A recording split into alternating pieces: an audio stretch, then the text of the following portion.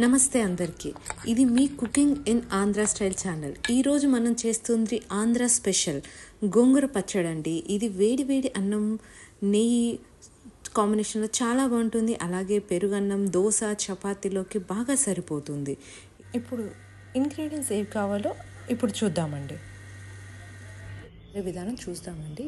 ఖచ్చితమైన కొలతలతో చేయబోతున్నాను. ఇలా చేస్తే చాలా బాగుంటుంది. ఫస్ట్ ప్యాన్ వేడి చేసుకొని 1.5 టేబుల్ స్పూన్ ఆయిల్ వేసుకోండి. ఇది కొంచెం ఆయిల్ వేడయ్యాక 1 టేబుల్ స్పూన్ జీలకర్ర వేసుకోవాలి. అలాగే 2 టేబుల్ స్పూన్ ధనియాలు వేసుకోవాలి. ఈ వేగుతుండగానే మనము వెల్లుల్లి రెబ్బలు పక్కన కొట్టేసుకొని 7 నుంచి 8 వరకు ఇలా వేసుకోవాలి. 1/4 టీ టేబుల్ స్పూన్తో మెంతులు వేసుకోవాలనుకోండి. అలాగే పచ్చిమిర్చి, ఎండుమిర్చి 2 కలిపి 35 గ్రామ్స్ తీసుకోండి. ఏదైతే మీకు కారం సరిపోతుందో అలా చూసుకోండి. నాకు కారం సరిపోయేటట్టు నేను వేసుకున్నానండి.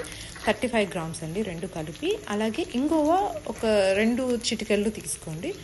అన్నీ కలిపి బాగా వేయించండి. అలాగే ఒక రెమ్మ కరివేపాకు, ఇది కూడా దీంతో పాటు వేస్తే టేస్ట్ చాలా బాగుంటుంది. కరివేపాకు హెల్త్కి చాలా మంచిదండి. పిల్లలు పక్కన పడేస్తుంటారు కదండి, అలా పడేయకుండా ఇందులో వేస్తే, మిక్సీలో వేస్తే పౌడర్గా అయిపోతుంది కాబట్టి కంపల్సరీ తింటారు. ఇవన్నీ నేను ఇవి సపరేట్ బౌల్లోకి తీసుకోవాలండి. తీసుకున్న వెంటనే ఉన్న ఆయిల్తో సరిపోతుంది. లేదు అంటే 1/2 టేబుల్ స్పూన్ ఆయిల్ వేసి వేడైన వెంటనే మనం 90 గ్రామ్స్ ఏవైతే టమాటోస్ కట్ చేసి పెట్టుకున్నామో 90 గ్రామ్స్ ఆఫ్ టమాటోస్ వేయండి. అవి వేగుతుండగానే మనము 15 గ్రామ్స్ ఆఫ్ సాల్ట్ వేయాలండి. ఆ మెత్తటి ఉప్పు అయినా పర్లేదు, కల్లుప్పు అయినా పర్లేదండి. నేను ఇక్కడ కల్లుప్పు యూజ్ చేశాను. దాని తర్వాత 1/2 టీ స్పూన్ పసుపు వేయండి. వేగనిచ్చిన తర్వాత ఇలా గోంగూర కట్టలు ఏదైతే కడిగి పెట్టుకున్నామో ఈ గోంగూర కట్టలు 200 గ్రామ్స్ వేసానండి. పక్కా కొలతలతో చెప్తున్నాను. ఇవి బాగా వేగేంత వరకు మీడియం ఫ్లేమ్లో మనం పెట్టుకొని దీన్ని వేయించుతూ ఉండాలి. అలాగే 90 ml ఆఫ్ వాటర్ నేను ఇక్కడ తీసుకున్నానండి. ఇవి కొంచెం వేగుతుండగానే మూత పెట్టకుండా ఫస్ట్ అలాగే ఉండాలి. దాని తర్వాత వాటర్ వేసిన తర్వాత మూత పెట్టేయాలి. అప్పుడప్పుడు ఇది చెక్ చేస్తూ ఉండాలి ఎంతవరకు వేగిందని. కరెక్ట్ 10 మినిట్స్లో వేగిపోతుందండి.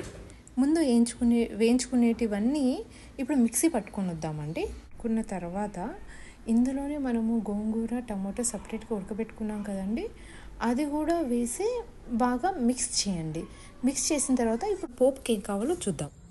ఫస్ట్ ఆయిల్ వేడైన తర్వాత 2 టేబుల్ స్పూన్ ఆయిల్ వేసుకోవాలండి, 2-3 వరకు.